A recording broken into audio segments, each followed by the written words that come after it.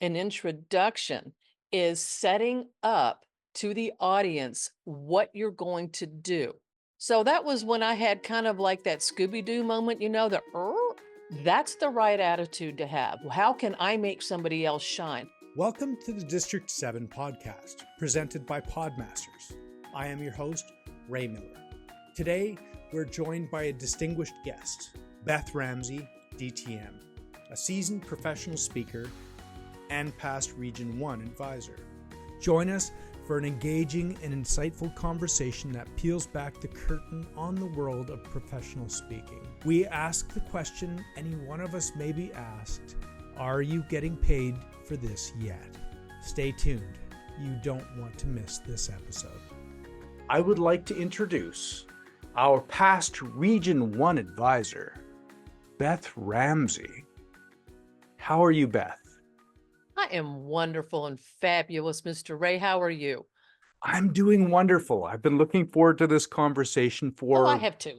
really months. Yes. And I do have a list of questions based on our pre-interview discussion that we had, a little bit ago. And of course, we can diverge from these questions. This is not a script, but I always start my conversations in this podcast with the same question, Beth. Yes.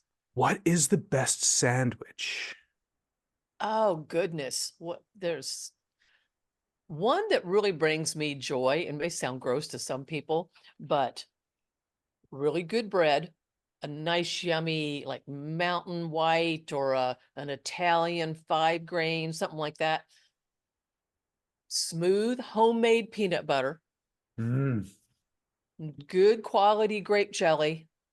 But before you fold it, you have to get Lay's potato chips and make a big old thick layer, and you put those suckers together and you crunch. Oh, it's fabulous. Now, ask me the last time I had one of those. Years, because I'm trying to cut carbs out. Well, cutting carbs is kind of self abuse, really, at some point, It because they is. are so enjoyable. And while I'm not creating a recipe book around all of the answers I've had to this question, I'm not creating a recipe book about the answers to this question Well, and it because has to be the Lay's potato chips. It can't be Ruffles. It can't, no, that doesn't work. It's got to be the Lay's original potato chips.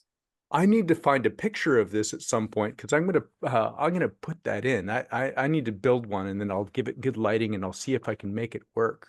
I like things that Um, crunch. Tell me into So, Toastmasters. Mhm. Now I know a little bit about your professional history before Toastmasters, so I'm really interested in the answer to this question. When did you first join Toastmasters, and what are your reasons for joining at the time? That is a great question. I've been asked that a couple times, actually. Most people will join Toastmasters to learn to speak or to feel more comfortable in front of audiences or groups of people.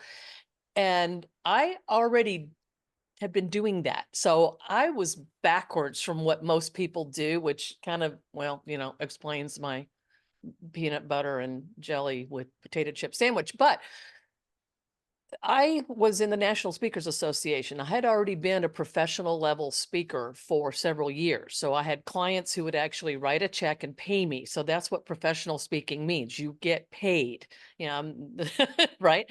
And some of my colleagues, every once in a while, would hear them mention Toastmasters. And after about the fourth time I heard it, I grabbed this gal and I said, wait a minute. Why are you in Toastmasters? You are a professional speaker. Why are you isn't that for people to learn? And she said, well, yeah. I said, then why are you in it? You already are doing it. I couldn't understand. And she said, because for a couple reasons. One, she enjoys the people. And the other one was that she could use the format of the clubs for trying out new material and getting meaningful feedback. So that was when I had kind of like that Scooby-Doo moment, well, Oop. all right, well, let me go check this out. So I looked into it and I went to my first Toastmaster club meeting as a guest, and they were very sweet, very nice, but they were very formal in what they did. And I knew,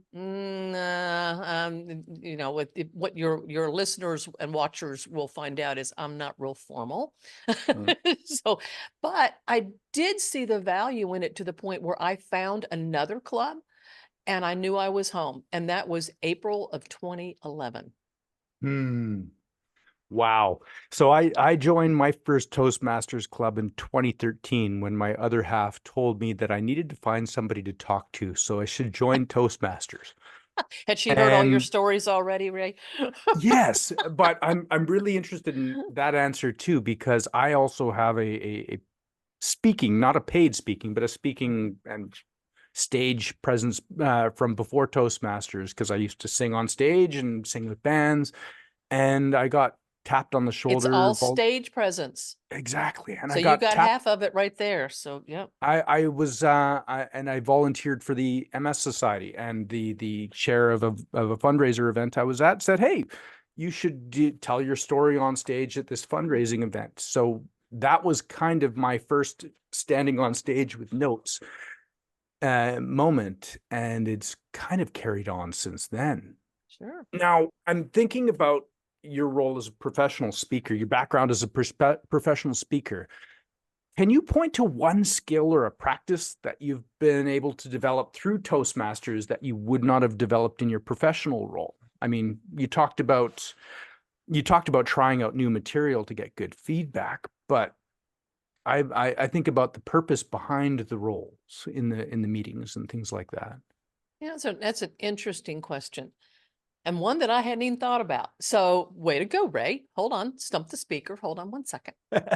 I don't know that in Toastmasters I received something that would help with the professional career, but I can tell you that it has really helped me in my personal life because I really like to be around people. We all have something in common. We have a goal. Clubs have a goal. If you're in district leadership, the district has a goal. It's nice to work with a team of people where we have things in common no matter where we are in the world. A Toastmaster is a Toastmaster halfway around the world from here, right? And we all have kind of the same goals and likes and dislikes and what we're looking for. So I really got more of a fulfillment personally in being part of something even bigger. And of course, then I gained skills in dealing with other personalities and just working as teams, because as an entrepreneur, I don't always get that. I'm working by myself. I'm my own boss. And I'll tell you, there are a couple times I should have fired myself, but but it's helped me in that respect. If I had to pick something from a business angle, it was probably uh, learning to work better with groups of people. Nice. That is that is an interesting answer, and I'm both happy and slightly sad that I've managed to stump you at the beginning of the question. So maybe that's an impressive point on my part. Oh, I think yes. about training from the club level stuff. I Mhm. think about all of the meeting roles like the timer, the counter, the table topics master. They have their stated goal of, you're asking questions, you're counting time, you're counting but I always think the next level above table topics master and chairperson is all about bridging between contents, which is emceeing an event, going between people, and Oh, how to absolutely. how to bridge all Absolutely. of that stuff. And there's always those little soft skills that you develop as a part of the role and your approach to them. So Well, and those are I've important because then you can go back around. I've heard people say things like, well, if I'm doing a level one again in a new path and I'm doing the same thing. No, you're not. You're doing level one again at a higher level, and you need to challenge yourself. And that's what it is about being better and progressing and going further. You need to challenge yourself. How can I do this role in a better way? Or if I'm doing an icebreaker speech, okay, how can you make it 10 times better than just talking about yourself? Can you focus in on something? Can you elevate what you're doing? Can you be more engaging? How can you draw the audience in? So, it's all a challenge. It's all the way that we think about it. it always is. I mean, like just briefly on the icebreaker speech, how many different ways can you introduce yourself? I have 100 different introductions that I can give for myself, and they're all unique and all different. They're all very specific to the environment that I was in when I was telling that story or when I'm relating that story. So there's so many different ways you can introduce yourself. Now, moving into professional speaking areas, you've been, as you mentioned, a professional speaker much longer than you were a Toastmaster. And we talked about something last time while we were getting ready, and I wanted to dig into it more of it and the purpose of your introduction, because so many Toastmasters try to craft these big, long biographical introductions. I know. What is the story of the 36-word introduction Oh my from gosh, you mean your my nightmare scenario that taught me a big old lesson? Yeah. Okay. Well, what I share with my professional speaking or emerging speaking clients is a couple of things. When you, and these are all, both of these were learn burns. I call them learn burns. That, okay, it screwed up with me. I'm going to teach you the right way so that you don't have to get a learn burn, right? One is that when you send your introduction to somebody, make sure that you also have a copy with you. Now, this isn't the 36-word one, but another time, I assumed that she would be responsible enough to have my introduction. Well, she didn't, and I didn't know it until she started introducing me. And then she goes, "Oh, well, I forgot to bring your introduction." So she just proceeded to make stuff up. Just absolutely ruined what I was going to intro, right? How I was going to start. She So I'm spoiled like, your okay, presentation. so I just gave every emerging speaker a tip right there for free. Okay, there you go. Take one with you. The other thing is with the 36 word, an introduction is not a biography. An introduction is setting up to the audience what you're going to do, what you're going to tell them. It could be the opening of a joke, and then during your presentation, you do the punchline in that joke. Whatever it is, it needs to not be huge and lengthy. This is not telling us every single award you've ever gotten since third grade. This isn't about how to do all, no, no, no. So this one particular client, I was a keynote speaker for an organization that was doing a big fundraising event. And I gave them a 36-word introduction, and I tailor all of my introductions to the event or the theme, whatever it is. I don't have a stock generic one. I write it out, and I try to make it as pithy or funny or set something that can be done in 3 or 4 sentences or less. Okay. I mean, you have to think about the audiences now. They're used to sound bites. They're used to 30 seconds. They're used to video shorts. They're used to Twitter posts, and the day of 2-hour keynotes are over. The day of, a 10-minute introduction is over. We're not doing that. So I sent this client 36 words for my keynote, and the lady got it. I know she did. I had my copy with me. I brought that with me. And as I'm off stage and I hear the woman that was opening the event was welcoming the audience, welcoming the sponsors, doing all the things, there were several hundred people out there.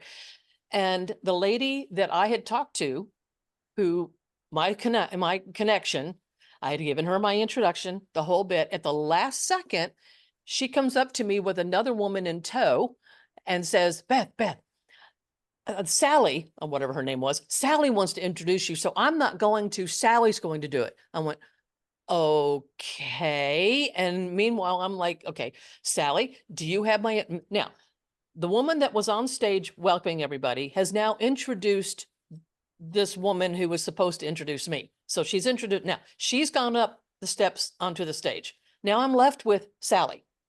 Sally, do you have my introduction? And then as the woman on stage is introducing Sally to introduce me, I know that sounds weird, but we've been to events before where you have, that's how you do it.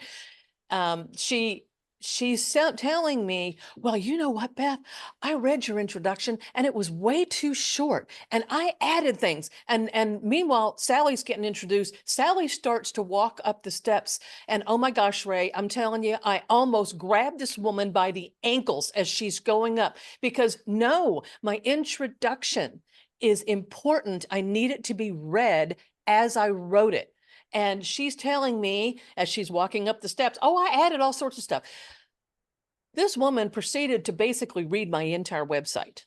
Read my entire, and if anybody has a business and you have a website, what do you have on your website? You have sales, marketing information, you have, you know, you're doing it. It's not a speech, it's marketing. So she, I was mortified. So in the meantime, I'm going, how am I going to start this? So I had about 30 seconds to come up with a whole different new introduction on how to start my presentation because she absolutely ruined it. Ruined it. And that's the challenge that I have found over the 20-year career of professional speaking is that when you speak for organizations or companies, you will find that most people don't like to be on stage, right? They don't want to talk to people. They don't want to be in front of a group, right? So what do? Well, I don't know. Who wants to introduce the speaker? And you have this frustrated wannabe. Oh, I'll do it. I'll do it. And they will proceed to be their own ham, thinking that they're the ones that are on stage. It's all about them. I've seen this happen 1,000 times. So at least in my district, Ray, for TLIs or COTs or conference or whatever it is when I'm speaking or I'm doing a workshop, I know I scare the people half to death because on my introduction, in big letters at the top, do not ad lib, read this as exactly how it's written.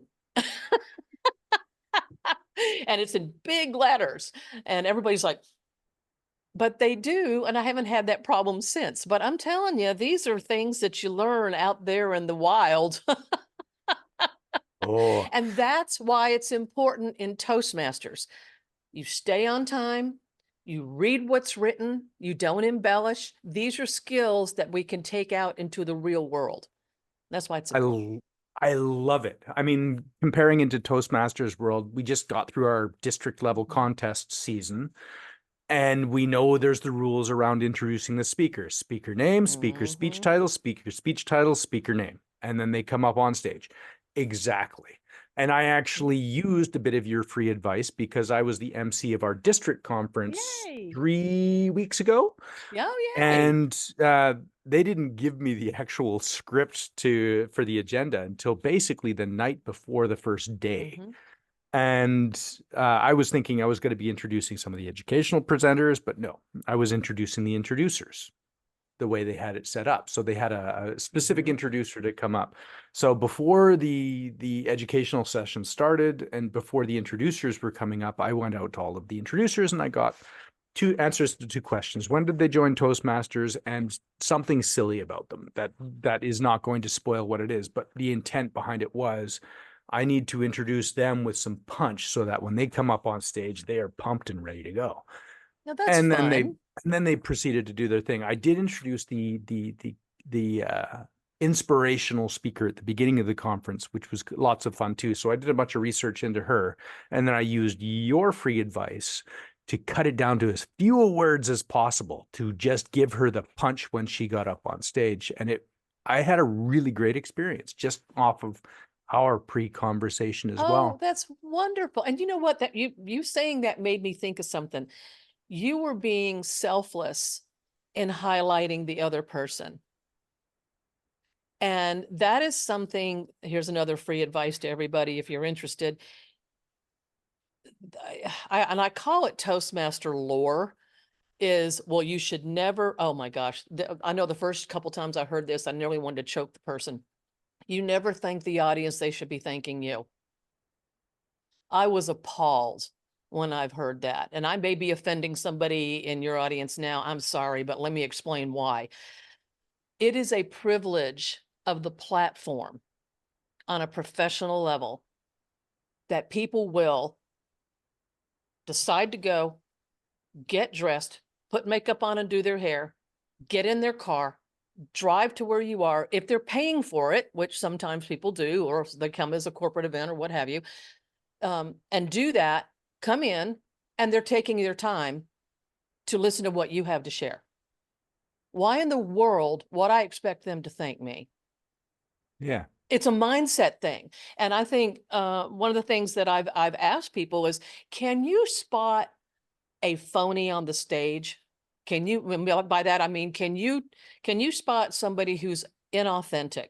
They are not authentic. They're trying to be a role, or they're trying to be all that, something like that. You could spot them in a second, right? Is that the attitude that we want to convey to an audience?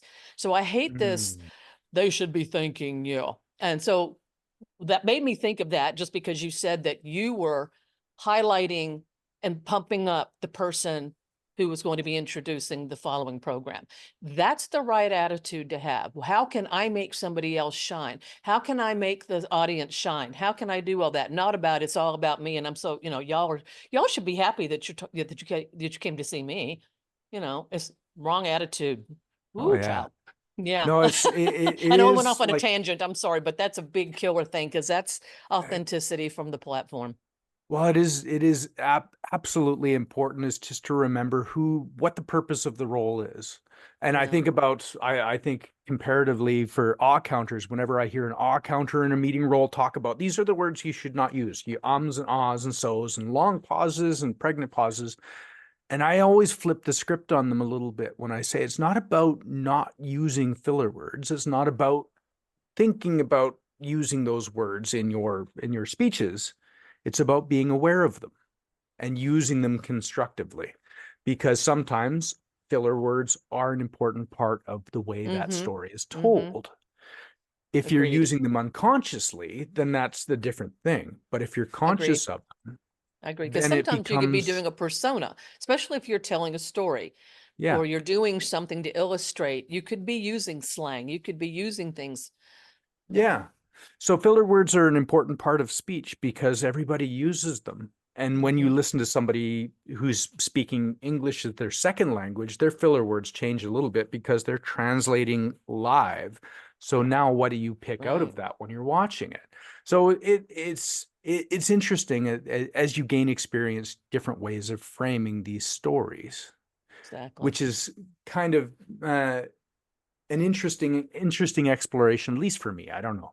For everybody else, maybe slightly differently.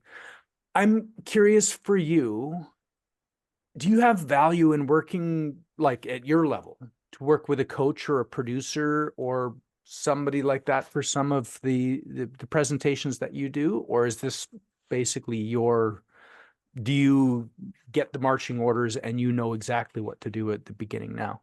Well, there's a yes and no on that. I know. Yeah, there's a yes and no. I have my style. And that's one of the things I had to learn with Toastmasters when I first joined. If you've ever been the victim of being either the test speaker for an eval contest, or the first time that you may have gotten feedback that was a little jarring, I will be honest with you, and I had to really sit with myself for a while on what I'm going to hear and what I'm not. And I think your comment about filler words, sometimes we are unconsciously using them.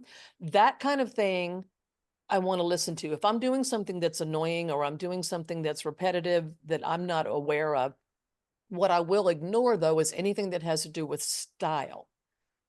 And by that is like, I have a certain persona, I have a certain style, and I've learned that my tribe will follow me or they won't. People will like it or they won't. And we have to, as speakers, be okay with, well, I can't make everybody like me. You've got to be okay with that. And that was a hard lesson I learned early on in speaking. I did the little surveys and I did all these little things, and I would get 99 best speaker I've ever heard in my entire existence. I can now die a happy person. That one, well, it could, what do I obsess over? Right. So we have to get to the point where we're okay with not being everything to everybody because you can't. That's just not reasonable. So my yes and no is I think it's always smart to have a coach. I think it's always smart to have a feedback system. I think it's smart to have some kind of trusted ring of folks that you can run things by. So I've had like a business coach. I haven't had a speaking coach per se, because I am one. So it doesn't mean that I don't need one, but that's not really where I need what I need to have. And it's more on the business side, because I'm more on the, let me helping people and let's do this. And, I've coached TEDx speakers. I've done, that kind of thing. And I love that part. It's the discipline of the business side, which is where I need a little bit, but I do have a trusted ring of people where I can say, this is what I'm thinking. Here's how I want to do. What is your feedback on that? I mean, all the way down to logo designs, all the way, I mean, everything, because there's a branding. If anybody's ever go into business, you have a branding. So what is it? I hope I answered that. So it just, You definitely yes did. and no. Definitely did. I think Because it's the smart people who know when they need a coach. yeah, and I think that's the important thing to remember is even at the Toastmasters level, when it comes to mentoring, because any new member Mhm. needs to have a mentor to basically coach you through how do you get your first speeches done? What is to get you over that initial fear of like, what the hell am I gonna talk about? And so many people will come in and they think their very first speech has to be the best speech they've ever done, which is Mhm. interesting because it may be both the best speech they've ever done and the worst speech they've ever done because And you it learn from both. and it can be both. And in fact, it will be both because by definition, every speech you do after the first speech you've ever done is going to be slightly better than the first one you've ever done. So it is both the best and the worst. Hopefully, not Hopefully. always, but Well, hopefully. an important thing is you'll be aware of why it was not as good as you thought it was as you Exactly. gain experience. Well, I've I'm been speaking professionally for what, 20 years now? I I haven't know. done my best speech yet. No. I'm always learning. I'm always honing. I can always be better. Yeah. And the It's journey is like this. yeah. It's not of this. No. That's not Yeah. it. So No, it's only a this when you do the trend over 20 years. But as yeah, soon as you get into the detail, hopefully. it's like there is a waveform to it, like Yeah, all the exactly. way through. I'm What you interested. don't want is to be exactly the same now, that if I heard a recorded speech or a recorded video, whatever, of somebody, and I can't tell if it is Sally Sue now or Sally Sue 2 years ago. If Yeah. I can't tell the difference, then Sally Sue is not growing Yeah. And and that's an doing herself a important thing. disservice. Yeah. Yeah. I mean, I've been at this now since 2013. So I've been 11 years in this. And in 4 different clubs at this point, I've told some of my stories enough time that the stories themselves actually changed with the retelling. Not Hmm. because the way I retell it, but also the way I anchor the story changes with the retelling as well. Like the story feels different to me when I retell it. So these are processes Absolutely. I go Well, through. that is. And here's another thing. Okay. Ding, ding. Another professional Ding tip ding. is your stories will change according to who's in your audience. Yeah. I mean, male, female, 50-50, more men, fewer men. So I tell people, when you tell a story in front of an audience and you don't get the reaction that you thought you would, Mm, don't throw the story away. no. Keep the story. Hone the story like you've done. You said you've done versions and it keeps getting honed and better. And keep the story, but never throw it away, and learn who's reacting to it. Because I know that there are a couple of stories that I don't tell to a male dominated audience Of because they course. just won't react to it. An all female audience, I am guaranteed, and I look for it. This, Hmm. I get it. Gotcha. Okay. Because I know that story works in that particular spot in that presentation. So absolutely, you're right. You got the feeling out of it. It works really Yeah. well. Um, I wanted to talk to you specifically about, and I mentioned this in the lead up to today, is I want to figure out the first steps that a speaker might get to in their Toastmasters journey when they finally get that question that is asked to them that says, are you getting paid for this yet? Because I have no idea how I would get paid for any of this kind of stuff. So how might somebody go from beginning a professional speaking path to start charging for speaking? Do they want to reach out to a coach to start, like you, to start working on this, on the structure around this? Or is there a way they can approach it, poke at it a little bit? What's the best way to get started? Well, that's a great question. And if I had a single answer, I sure would give it to you and everybody Yeah. listening.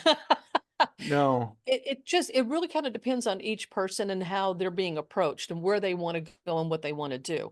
What happened to me was I did a lot of organizations. I was going up into higher leadership in several organizations, and I would be speaking on behalf of that organization. And then I would get other groups that go, oh, can you come do that for our group? Well, sure. And so, yeah, I would do that. And then all of a sudden, locally, I started getting the reputation of being a pretty decent speaker, to where I got a referral to somebody who was doing one of those leadership programs. A lot of big cities have those, leadership, Lee County, leadership, Lake, whatever, that kind of thing.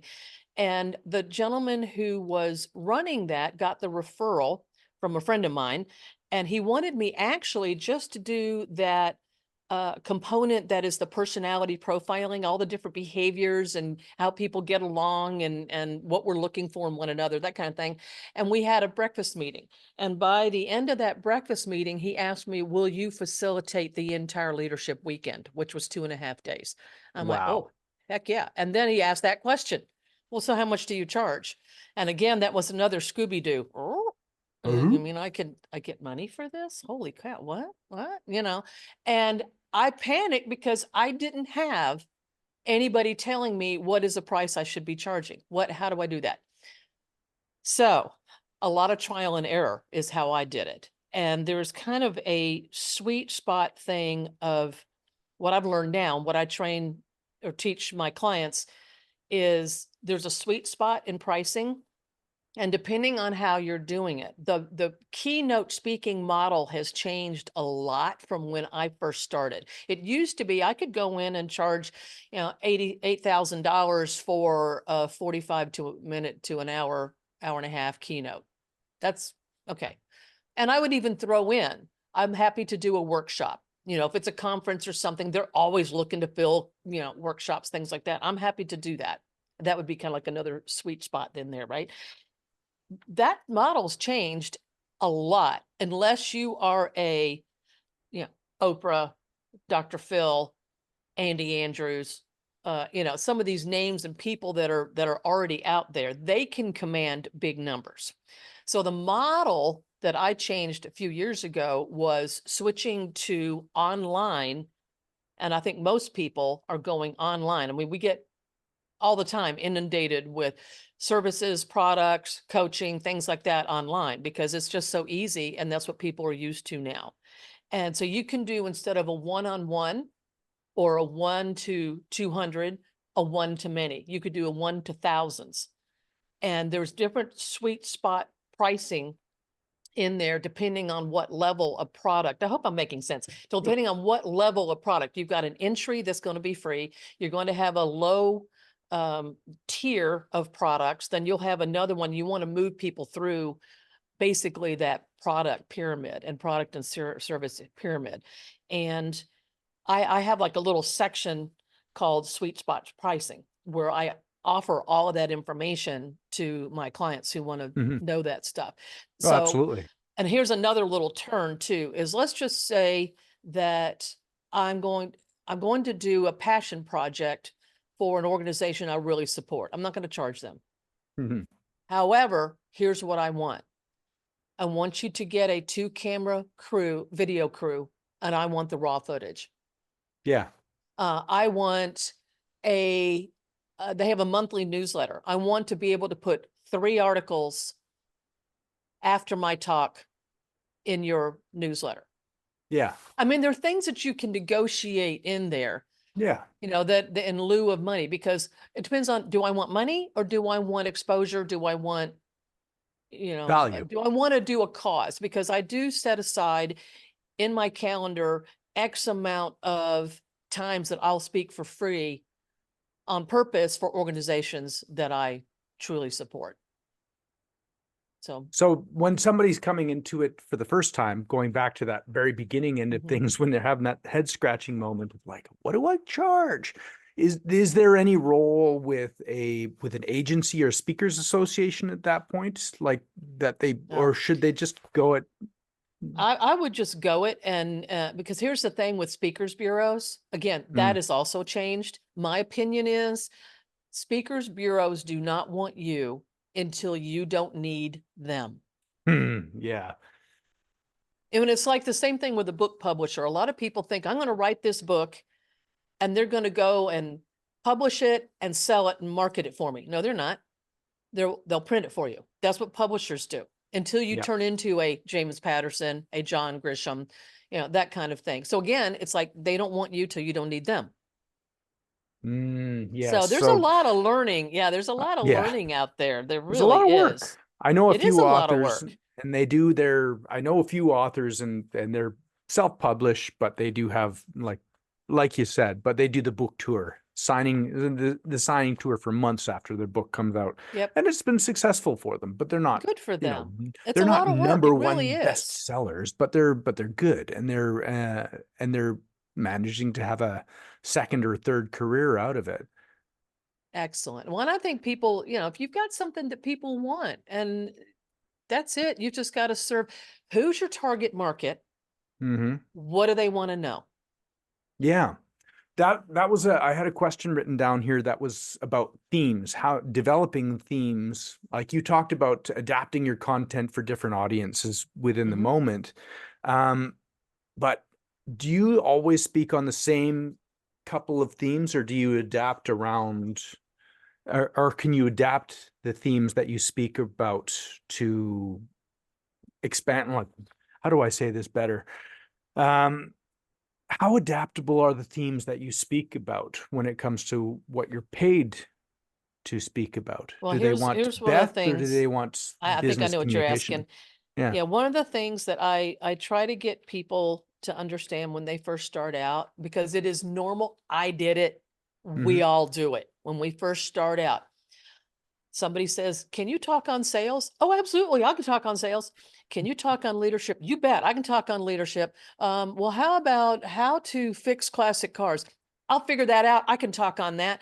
And you cannot be a jack of all trades, because you don't, in this day and age, you don't want to go, if this makes sense, you don't want to go shallow and wide.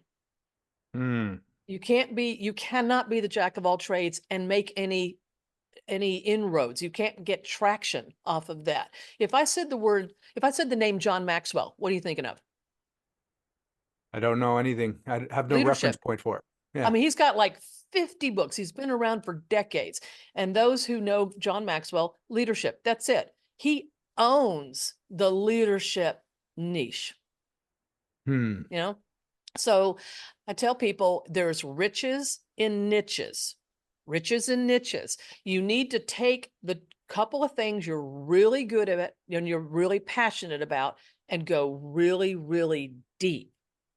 And then you become the subject matter expert. So, for instance, to illustrate what you're talking about, one of the things that I really love to do is the behavior styles, Yeah. because it helps people understand one another. It reduces stress. It increases productivity. It gets people to work with one another. And the whole thing is, I'm not asking you to be best friends and go out and have drinks every Friday night, but you got to understand that this is what you're really good at. This is what I'm really good at. And I need you, even though you drive me nuts because you do things that makes me crazy, but I need your skill set on my team. And here's how I'm going to make that happen. So that's why I do it. Now, that topic, let's just think about it as like, the center of the donut, right? The creamy center. Hmm. All that information is going to be the same. Yeah. Now, if I have somebody go, well, I need you to do, and actually I had this, I had a hospital foundation hire me. And I trained they had like 30 people who worked for the foundation. Their job was to go out into the public and to businesses and then talk to the C-suite people and talk to the shakers and movers about how to be a legacy funder and how to go and get, I think they had to get pledges for $30 million in a year. Wow. I mean, if I remember that correct, it was like a huge number. But I taught them about what you're looking for in demeanor. If you go in their home, if this is what you see in their home, this is probably their personality style. So here are the words you want to use. Here are the words you want to stay away from. So that is, one way. Then I would have organizations such as, well, companies like ABC TV, Holiday Inn, American Express, Chico's. Mhm. I had them say, we want you to do this for one was for call center supervisors with Chico's, Yeah. though those are all supervisors. Okay, how to get along with each other at a supervisor level. Then another one was an organization that wanted me to do this for entry level admin, Mhm. because they all had to work like in a big department. So the creamy filling stayed the same, but how I would, some I would put sprinkles on, some would be powdered sugar, some, so if that makes any sense, the Some info needed the would stay the list. same, Yeah. but I would tailor it to who I was talking to and what that client said they needed. And one of the things that I always ask a client when they're talking to me is, what are the 2 or 3 things you want the people to leave with at the end of what I'm doing? Yeah, Because exactly. if I don't know what they're looking for, how in the world am I going to know if I hit it? And I Mhm. want to hit it because I want to be asked back. And I was asked back to Chico's, for instance, 3 different times, 3 different departments, because I kept hitting what they wanted. But I had to ask that question.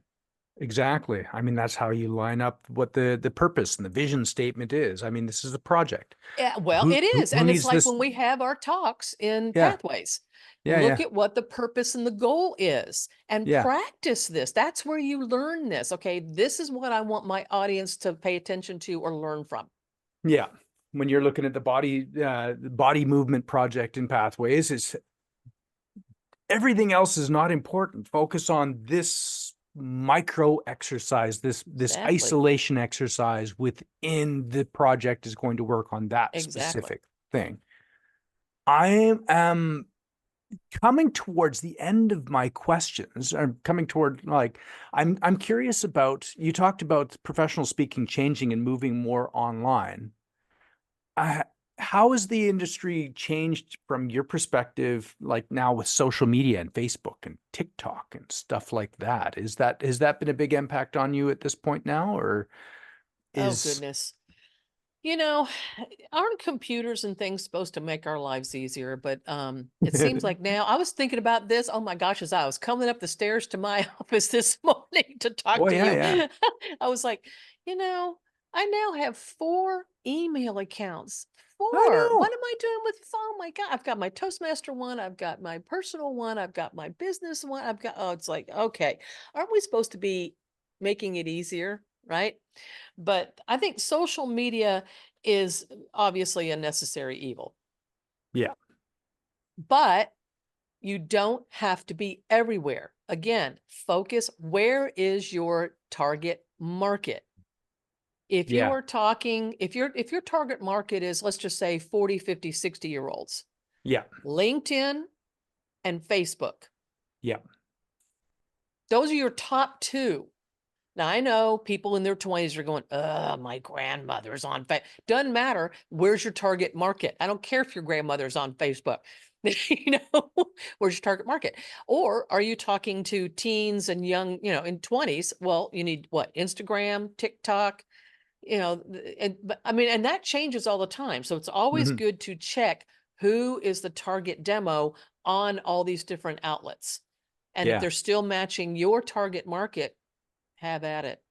Yeah, I'd say it is an interesting and ever changing environment that we get to live It in on is. that, especially now if we got the introduction of the last year or two of ChatGPT and these AI models, which are Oh, that's so changing things yet scary. again. I don't know where that's going to Oh, land. It's going to be important, but I don't know why, or I don't know exactly how to engage with it yet. There was a couple of stories that we talked about in our pre-interview that I wanted to ask about because I know they were entertaining when you brought them up. oh, Tell geez. me all about key lime pie. Oh, key lime pie. Oh, you had to bring up my key lime pie. We're something I can stab myself with. Okay. Uh, yes. This is the example of integrity, and you have to decide what you're willing to do and what you're not willing to do. This is I consider it fee integrity, and that's something that, oh, and here's another professional tip, people. You can't tell Chico's it's $5,000, turn right around for the same thing and tell Holiday Inn it's only $2,000, tell somebody else, especially like meeting planners, things like that. Yeah. No, they talk. They have Yeah. their own associations. They talk. Yes.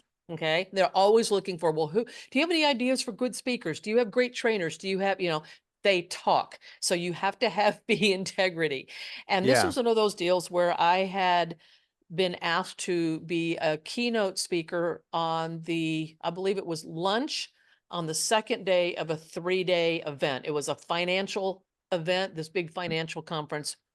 And that actually is one of my favorite spots is lunchtime second day, because that can be lighter. They're looking for a break from the first day of classes, probably the dry keynote they had the night before. They had Saturday morning classes, and now they're like, okay, let's have some fun, right?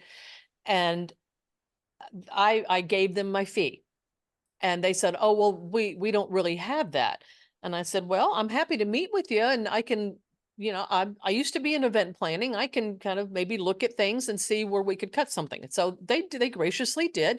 And we sat down, there were 3 of us, sat down and talked about, okay, this is what we're doing and this is what we're doing. I said, okay, well, tell me about the meals. Tell me about the meals. And we had the Friday night thing, and we had the Saturday breakfast buffet, and then we had the Saturday lunch, that kind of, and I looked at one of the meals. I don't remember which one, might have been the Saturday lunch, and they had key lime pie for everybody.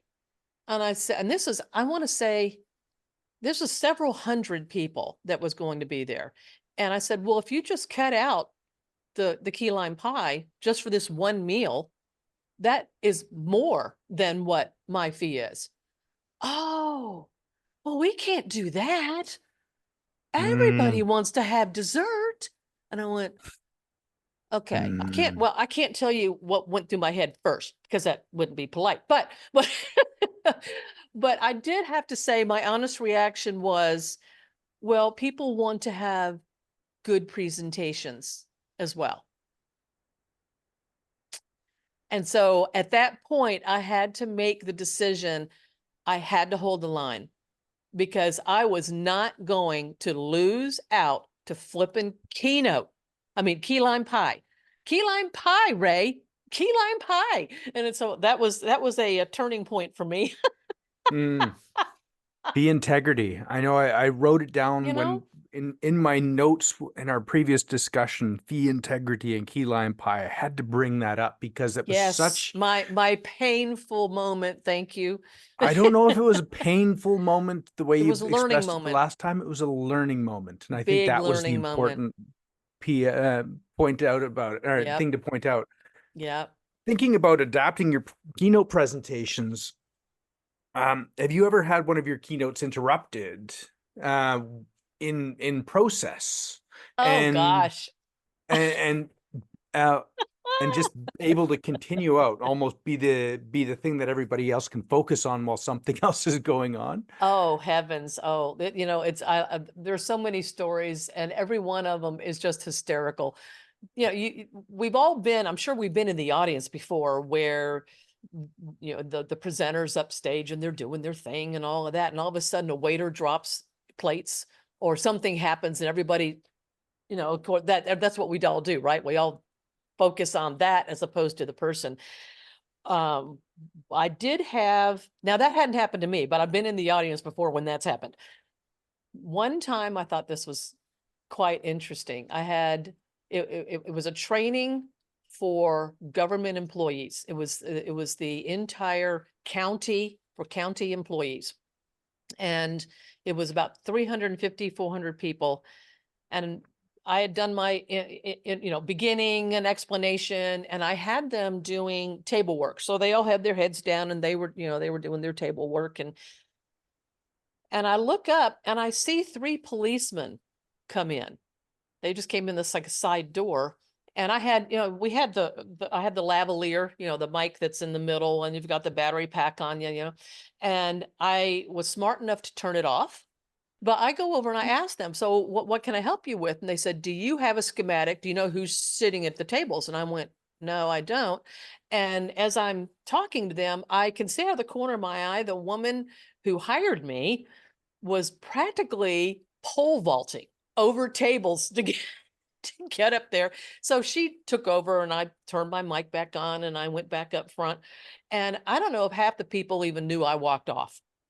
They probably don't even know, and they're still doing their thing. And then when they're finishing up their thing and I start talking to them and bringing them back out of the exercise, and I see the policeman go into the back of the audience where a man stood up at a back table, and they escorted him out. And I'm watching all of this go on, and I've still got to keep doing my thing. And luckily everybody was looking at me. So I don't even know if they were seeing any of this. But yeah, and after this event was over, I asked the coordinator, I said, so what happened? What was going on? She said, oh, well, they handcuffed him in the hallway and took him away. Oh my God. I don't think it wasn't a felon. It wasn't a murder. I think he was just like a failure of child support. It was something like that, but Yeah. He just had a warrant out. That Yeah. is one of the 2 craziest things. The other craziest thing I'm going to share just really quick, and I know you want to wrap up, is women need to make sure that when you are wearing a lav with the battery pack, Yeah. to make sure that you have a pocket or a belt or something that you can hook that onto. And I'll tell you what happened. This is another learn burn. Is I was a keynote speaker for a group, and the back, there's a clip that goes on the back of that battery pack, and you clip that onto your clothing. And I had on what's called Chico's Travelers, and it's like the kind of material that you can just like wad up in your suitcase and it still looks really nice, that kind of thing. And it's like a stretchy belt. I mean, it doesn't have a belt. Anyway, well, it turns out that this battery pack did not have a clip on it. I went, oh crud, where am I gonna put this? And so I ended up kind of tucking it in the waistband of that. And my keynote was probably about 40 minutes, 40 to 50 minutes. And I move sometimes when I don't stand still the whole time. And I'm walking and I'm going back and forth. And I feel this thing starting to move out of my waistband. And as I'm moving, it would just inch down. And I kind of stopped moving a little bit, but I had to move to, in your presentation, you're in a certain spot, you need to go over here. You need to address the different sides of the room, that. And it kept going down and going down. I felt that thing, Ray, go down past my underwear. Thank goodness I was wearing underwear. Went down my leg, working its way down my pant leg. And I was like, oh, please, Lord, please, Lord. Now, this is going on while I'm still doing. Now, this is why you need to know your stuff. Don't memorize word for word. You just got to know what you're talking about, right? Because you'll never know what's going to happen. And it's working its way down my leg. And as I am saying goodbye, thank you, goodbye, whatever, and I walk off stage, the step off the stage, that sucker went out my pant leg and plopped onto the floor. Oh, That was, oh my goodness. So I've got lots of stories. Anyway, so it's like that scene from Austin Powers. But don't. I'll tell you. I'm so grateful that it didn't disconnect. Yeah. Because, it's all hooked up, and luckily it didn't pull apart but it was about to. Oh yeah, I mean, definitely. think about it. If they had done that on stage and it disconnected, how am I going to gracefully reconnect it? You're You not. know, It's excuse me not going to while I happen. go up my pant leg. I mean, it doesn't work. New. Yeah, I can. Everything about that Oh story my just made me feel goodness. uncomfortable. It So was uncomfortable. entertaining on the inside. Why I love finishing off a conversation with some entertaining stories. I always finish my interviews off with a question from my neck or from my last guest, and Yeah. then I'll ask you for a question Oh, for that's my right. next You wouldn't tell guest. me what this is. No, I wouldn't, or even who it was from, but I will tell you Yeah. now. This question is from last year's international speech champion. I just finished editing this Mhm. video yesterday. Her question is, sometimes I like to ask people, what would you tell your younger self? And this is the question from Jocelyn Tyson from last year. Well, I would tell my younger self, you're not a bad person. I grew up Oh, in a household of the I had four older stepsisters who came into the picture. I had a younger half brother because it was a his, hers, and theirs thing. yep. And I felt like overwhelmed and inundated, and I was basically kind of relegated to the back of everything to where I was getting the message of you're not important. And I grew up with that. And it took me a very, very long time to even like myself or give myself permission to think that I'm worthy. Hmm. So I would have told myself back then, this is just a circumstance, has nothing to do with you, boo, and that you can be whoever and whatever you want to be. I love that answer. I love that answer. The I would like to ask you now, because this is going to be recorded but not posted before my next interview is recorded. My next interview, and I'm going to tell you who I'm interviewing, is going to be for my replacement, the person who's going to be stepping into this role for next year. What would be a question you would ask them? Oh, I would be interested in when you have a really quiet moment, what truly makes you happy? I love that. And then I finish these off with asking, what is it that we can promote for you in this conversation? How can Oh, somebody reach out to yay. you if they want to, if they listen to this and they say, you know what, I'm going to move into a professional speaking arena? How do they connect with you? Or Oh, you're can you so direct them to a kind. resource to connect with some support or coaching in this Awesome. arena? I would love that. Emerging speakers is actually my sweet spot. I love that. Love helping people, and I try very hard. Let me save you thousands of dollars and lots of years of telling you all the mistakes I've made, right? But you can get a hold of me at Beth, Beth, at fasttrackspeakers.com. Fasttrackspeakers.com. And I Writing actually that have down. a 3 hour kickstart workshop coming up that is where I'll take somebody who's not, they know they want to get their message out, but they're not quite sure what it is or how to price it or what all the parts and components. So there's three parts to it. One of them is finding your genius zone. You got to find your genius zone. And the other one is like an A to Z inventory where we walk through all the different pieces and parts that could be in that genius zone. And then the I've talked about already the pricing sweet spot, where things, how you would build that product pyramid, that kind of thing. And if somebody wants to get a hold of me, Beth at fasttrackspeakers.com. And if you want to be put on the list to let you know when that course is, it's $1. I'm going to put It's a myself on that dollar. list. I have, Put Kickstart in the subject line yeah, and I'll send you info. So, yep. I've got it. It's all there. It's $1. And I'm going to sign up for this myself because I've been asked that question of, are you getting paid for this yet? Enough times that my answer should definitely be yes. You and know, I that's need to excellent. Then root that in. that is your market telling you something. Yeah. My one of my friends asked me, he software QA developer, and he saw one of my speeches over a year ago because he runs an entire team. They were doing a retreat in Costa Rica, and they wanted me to. And he emailed me back when he saw my YouTube video of my finishing my effective coaching path. He said, "Can you give a keynote to my team in Costa Rica?" That's how it starts. That's And it right how there. would you? Yeah. Right there. And yeah, exactly. So that is Ding, kind ding, of, ding. yeah, I'm getting the spots, There you go. getting the are you paying attention Bueller question.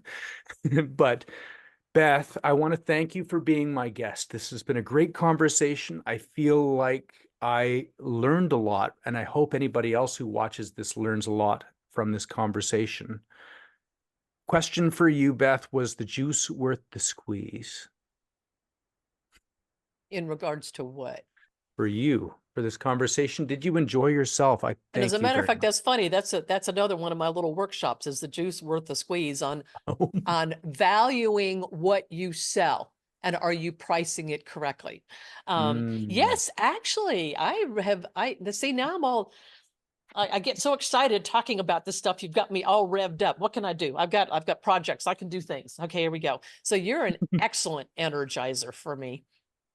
Thank you. Thank you. And um, we'll tune in. I'll get this edited up and posted up. Thank you, Beth. And Excellent. we'll stop the recording here. Thank you. Thank you. Thank you for tuning in to today's episode of the District 7 Toastmasters podcast, presented by Podmasters Toastmasters, with our special guest, Beth Ramsay, DTM. We hope you found our conversation enlightening, especially as we explored some of the steps and experiences of turning speaking skills into a profession. This has been my DTM project for the last year to host the District 7 podcast. For more insightful discussions and tips from professionals like Beth, be sure to subscribe to the District 7 Toastmasters YouTube channel. We appreciate your support and look forward to bringing you more inspiring content. Until next time, keep speaking, keep inspiring. My name has been Ray Miller.